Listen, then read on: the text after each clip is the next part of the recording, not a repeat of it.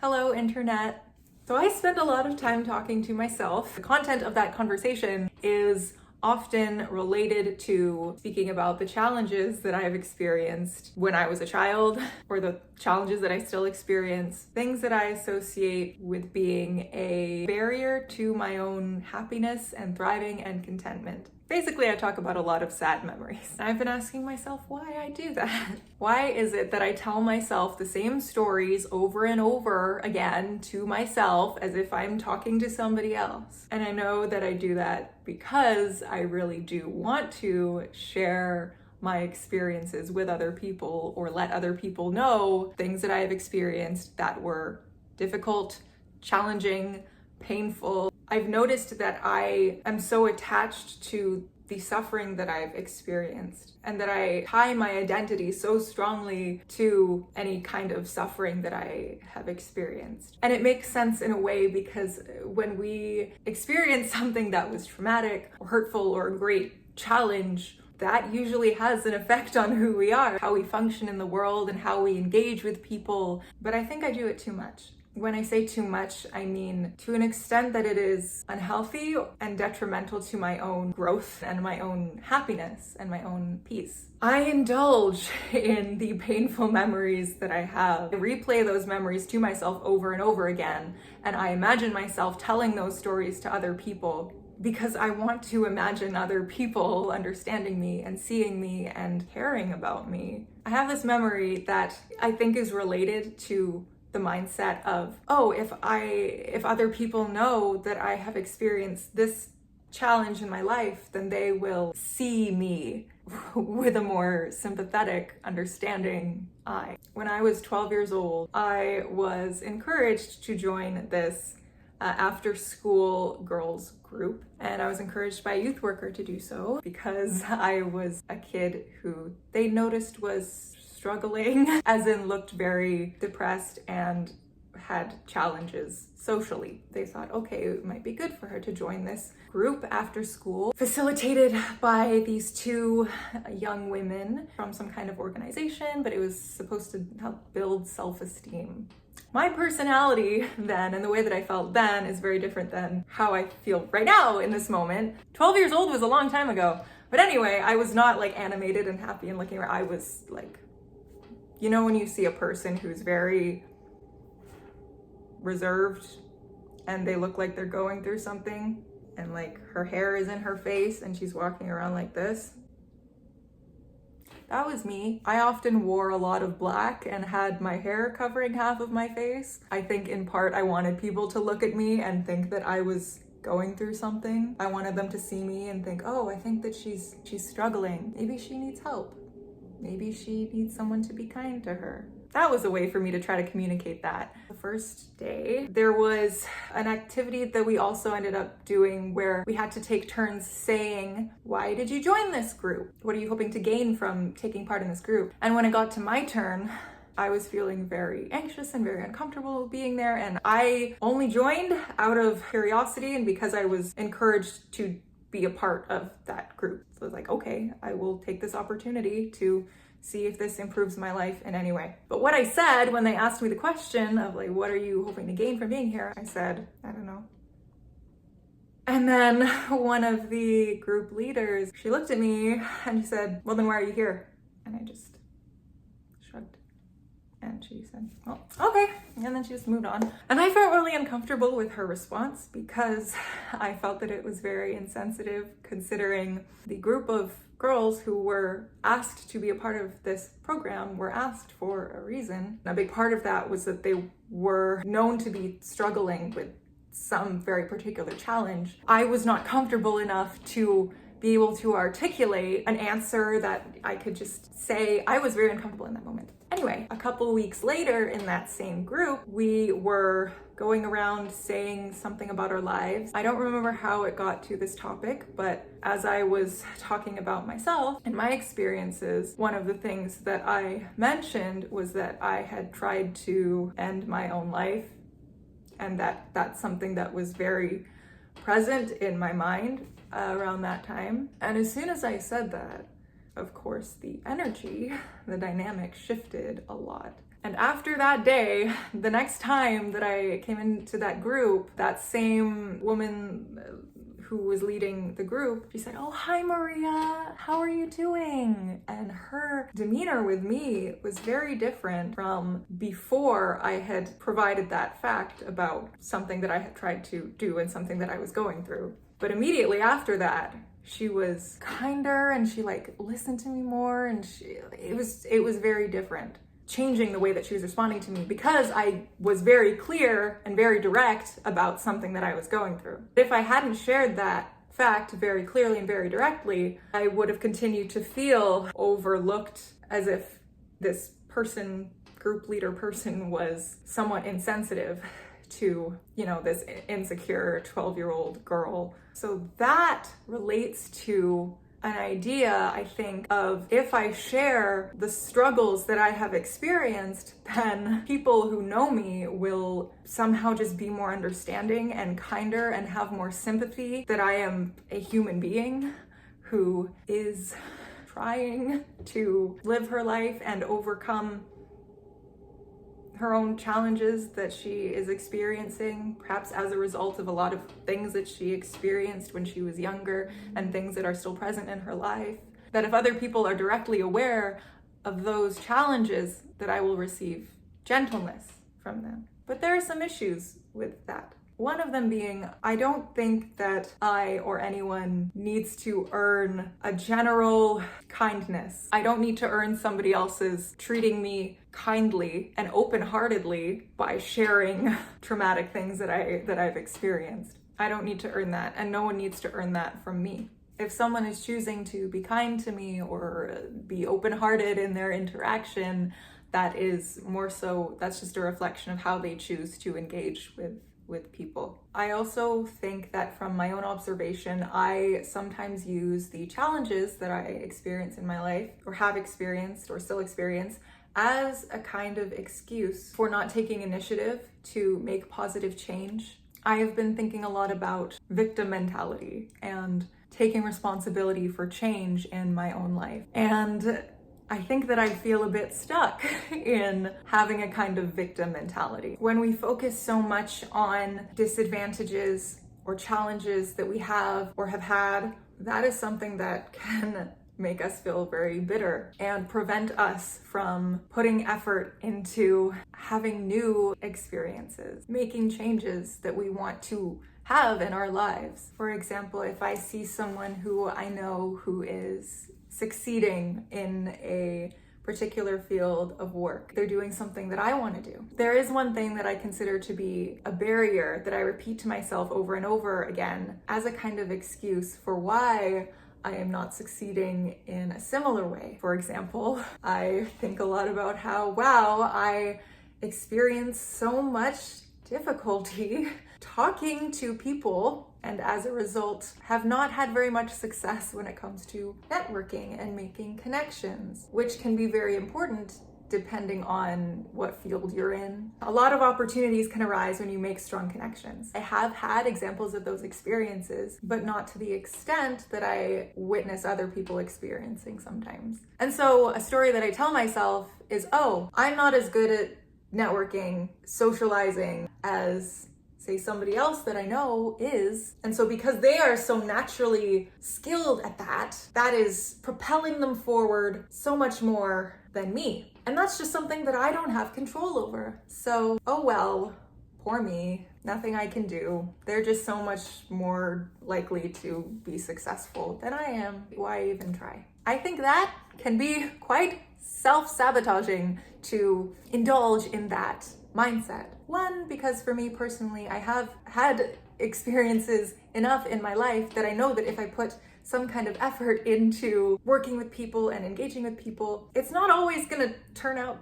great. Sometimes it's really not, but sometimes that can be a gateway to opportunity, and I have experienced that. So I know that there is potential there, for me, in my case at least, even if I experience challenges with that. But also, even if I hadn't discovered that yet, having that mindset of, someone else has this ability that I don't, having that belief is preventing me from even trying or adapting or paving my own path somehow to have my own kind of success, whatever that means to me. And perhaps there are some truths in that. Maybe another person really is more naturally skilled at talking to other people or making connections, and that allows them more opportunities. Maybe that can be true. And maybe it can be true that I just will always have some kind of challenge when it comes to talking to people. That can be true. But it doesn't mean that there aren't ways to find my own kind of success. I think a large part of it is just determining what do I have control over and what do I not have control over, and really being honest with myself about that. Sometimes that takes some exploration. What boundaries that I am putting up myself, what can I transcend? Or maybe there are some things that are just really, this is just the way that I am, and some things are less malleable. And okay, like how can I accept that? How can I work with that? How can I accept myself as I am while exploring my own potential? I've also noticed that this kind of mentality that I have has prevented me from being able to feel happy for other people sometimes. And an example of that, last year there was someone I knew who had received a gift from someone in their family. When they showed me this thing, my immediate feeling and the thoughts that I thought of my own family member whom I did not have a good relationship with. So this person I knew who also knew me and knew about my own family and some challenges that I've experienced, they showed me this gift. And they're all happy and excited to show me, and I acted as if I was happy for them because I didn't want to be a bitter, mean, selfish person in that moment, of course. And then I went off by myself and I was boiling inside with this bitter feeling, not quite jealousy, but maybe related. The thing was that in that moment, hearing about that and seeing that person's experience, it triggered a wound that was unhealed, something that I have not been able to sit with and be honest with myself about, how I am sad about not having this relationship with this person in my family, or not having a person in my family in a situation to provide something like that for me, when this person who I know has that family member able to provide that for them. Being in different situations, having a different relationship with a family member, having that family member be in a different situation financially or health-wise. A lot of the stories that I tell myself, I notice relate to my family situation and my upbringing and my beliefs about how that affects the way that I am now and the challenges that I experience. I never had a strong relationship with my most immediate family. Recognizing the absence of those elements in one's own life and feeling a kind of resentment or bitterness or grieving or sadness. I spent a lot of my energy wishing that things were different, or wishing that things had been different, wishing that my situation was different, or that my family's situation was different or was better. Since I was a child, there are people in my family who experience significant health challenges, and I would visit some of them in the hospital growing up, and that is something that still happens and occupies my energy and my brain space and my emotional space. And that's me also telling myself, I have this kind of disadvantage because my energy is going there and your energy doesn't have to go there because you don't have that issue. Talking to an imaginary person here. But I know that that's not useful to me to tell that story to myself about how, oh wow, I have this issue and this challenge and this sad thing. It's not useful for me to indulge in that thought. And I don't like that that's where my mind goes and that's how I feel in response to that situation. I don't like that. I think it's important to be aware of how we respond in that situation. So for me, I think, oh wow, I am having a reaction to this. And then reflecting, why am I having this reaction? I think there is something that needs to be dealt with, something in my life, some mindset that I have, something that I need to sit with and accept. I think that it is okay and also necessary to take time to grieve things that we have lost or missed out on. I think it's necessary to sit with that and confront that. But I also think it's important to notice when we are indulging and repeating the same stories to ourselves again and again about our own suffering. When is it me doing this to myself? Torturing myself now with this information that I have about myself and my experiences. I think it's good to take that information and say, okay, well, I probably need to do something in order to confront this issue that I have in my life. Maybe that is therapy, reading books, talking to somebody, journaling about it, something. It's important to give yourself a space to figure that out and not dismiss it, especially if you've grown up having your experiences dismissed or not being heard or not being seen when you're struggling. Finding ways to give yourself opportunities to explore that issue. We cannot control anything that we have experienced in the past. Nothing that has happened, no circumstance that we were born into, our family or financial situation that we were born into, the place that we live. We cannot control any of that, anything that happened in the past. So we need to accept that. And also being kind to ourselves when we acknowledge that if there was some life situation that was hurtful or painful that I was brought into, saying, hey, I know that you didn't deserve that, or that wasn't your fault. And if you need to cry about it, then you cry. If you feel sad, then you sit there and you feel sad. Sometimes that's necessary. So it's important to allow ourselves to feel those things. It's also important to confront ourselves, realize that we are responsible for ourselves right now. We are responsible for deciding what we are going to do with the situation that we are in right now, with the information that we have. I also want to acknowledge that there are various circumstances and situations that are out of some people's control that will inevitably affect what is happening in their lives and what they do have control over changing. Everyone's situation is different, especially if you are living in a place, and that could be the country that you live in or the family, home life that you live in, some barriers that you have, the structures that you're living within that have a hold on your life. And I think it's important to acknowledge that too. So I can't just say, well, just be positive about everything and make, the changes that you need to make, because all of our situations are different. And this is something that's difficult to accept too, but it is an unjust world that we live in, and it is an unfair world that we live in, and there is so much suffering that is not deserved, so many endings that are tragic, and I think it's important to recognize and accept that. And that is my opinion. I recognize that I am fortunate in so many ways, just being able to sit here in this comfortable chair and choose to wear clothes that I want to wear. I'm fortunate in a lot of ways. I think that no matter our circumstances, whatever kind of suffering that we are experiencing is also important to acknowledge and to give whatever weight to it that we feel is necessary. So with that information and with that acceptance, we can ask ourselves, okay, what can I do now?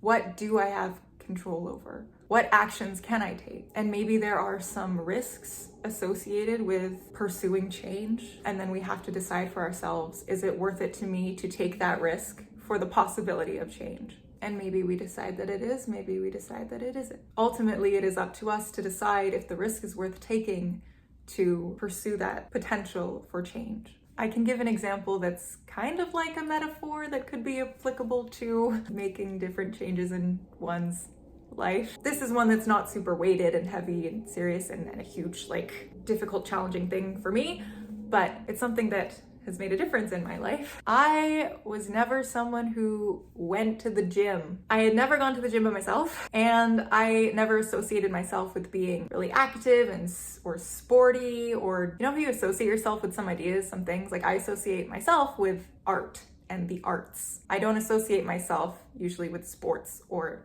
going to the gym, for example. I have also felt in the past somewhat self-conscious about running in public. And the idea of going to the gym by myself was uncomfortable. I know that some people have more of a strong fear and anxiety for different reasons for that. For me, it wasn't a really, really, really heavily difficult thing for me, but it was a challenge because, and this is something that happens when going into kind of any new space by myself, is part of my nervousness of going to the gym by myself was I imagine myself walking in there. I don't know if there's going to be people in there or not. What if I walk up to the treadmill and I don't know what button to push, or I don't know how to turn it on and how it works? I'm going to feel uncomfortable because I don't know how it works. I'm going to have to try to figure it out while other people are there, and it's going to look like I don't know what I'm doing. But a few months ago, I just said, I know that I want to be more physically active and want to take care of myself more, and that's a way of doing that. So I said, okay, I'm gonna go to the gym. I went to the gym. No one else was in there, thankfully, for the first time that I went there. And it was actually pretty easy to turn on the treadmill. It was already on. I just pressed the start button and then I just adjusted the settings and there I was, and it was fine. And so I started out walking and then I started running. And now I've been going to the gym a couple times a week consistently for the past few months. And that feels really great because it's something that is new, that I'm doing, and it's honestly really good for my mind that I'm able to make that commitment to myself, and I enjoy it too. So that's something that I wanted to do that I felt a bit nervous about, and I decided to do it, and now I do that. And it's a little change that I made, but it makes me think about how I am the only one who can get myself to get up and go to the gym. I am the only one who can put on my running shoes and get on the treadmill. There is nobody who can get on the treadmill for me. There is no one who can make that change for me. There is no one who can learn the instrument that I want to learn how to play, or apply for a job that I want to do, or write a book, or whatever it is. There's no one else who can do that for me. It's up to me to take responsibility for deciding if I'm going to do that or not, and figuring out how I'm going to get there. It is my responsibility to pursue change in the face of adversity. For some people, it's going to be easier. For some people, it's going to be more difficult. That is life. Just because it might be more difficult for me to do something compared to somebody else to do something does not mean that I should stop myself from trying to do that thing that I want to do.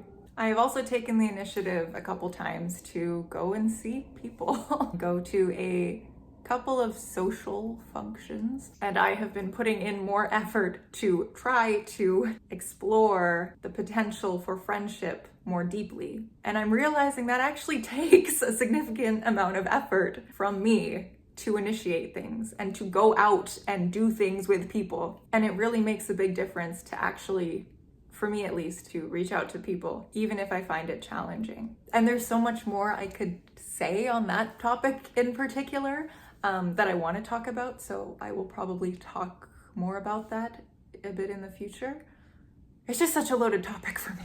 But that is an example of me taking initiative to transcend the barriers that I have had and have also perceived myself to have to accessing friendship and connection and closeness with people, instead of just repeating to myself the story, the narrative that I have in my head of, oh, I'm just not good at that, so why would I even try? Why would I try to make change? The same thing's gonna happen again where I get super uncomfortable and awkward and quiet and I'm gonna want to leave, but I don't know how to leave because I don't know what to say in order to initiate my exit from this engagement with these people. Allowing myself to accept that can happen, that okay, maybe there are some things that are related to the way that I function that might influence my comfortability in these situations, and allowing myself to accept that those feelings might come up, but not letting those ideas define all of my future experiences, saying, hey, that might happen. I can accept if that happens, but also saying, hey, it might be a nice time. It's a good opportunity for me to challenge myself a little bit, just explore my own potential. This might not be super cohesive, but it's just a bunch of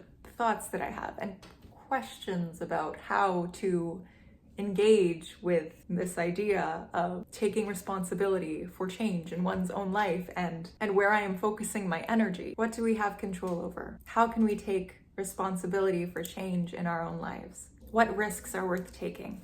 We have one life. This is it. Is there anything that we can change? Is there anything that we can try to change? What do we want to change, if anything? Where are we focusing our energy? What are we really spending time on? Is it useful for us to be spending our time on something? What actions can we take? It can be the smallest thing. I think it's necessary to take some responsibility in order to facilitate the possibility for change. There's not always going to be someone who is going to walk into your life, walk you over to the metaphorical treadmill and run with you. You got to put on your own running shoes and take yourself for that run as a metaphor, whatever that is for you. Both things can be true.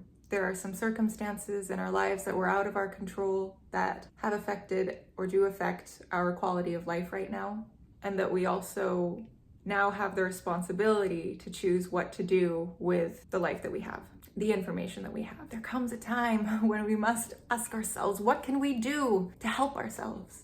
I know that sometimes the answer is not easy. Everyone is different. So I can only speak on my own experiences, my own life experience. I cannot generalize or give any kind of specific advice that can be applicable to everybody. I can only speak from my own experiences. One quote that I've heard once that has actually had a significant effect on my decision-making process: if you do what you've always done, you'll get what you've always got. And I know that can be applicable or not, depending on different situations and circumstances, but it has affected my decision-making process in that I think, okay, if I want to potentially help facilitate change in my life in any kind of way, I gotta do something different. I have to try something new. I have to explore a new way of something, or maybe just shift my mindset about something. And that'll change my experience or influence my experience or my perception about my experience of the world right now. Thank you for listening. If anybody is here, hello. Goodbye, wave. Also, that's a placemat for a table that I just taped to the wall because I wanted some kind of aesthetic thing. Make the green and the pink and the pink and the green and pink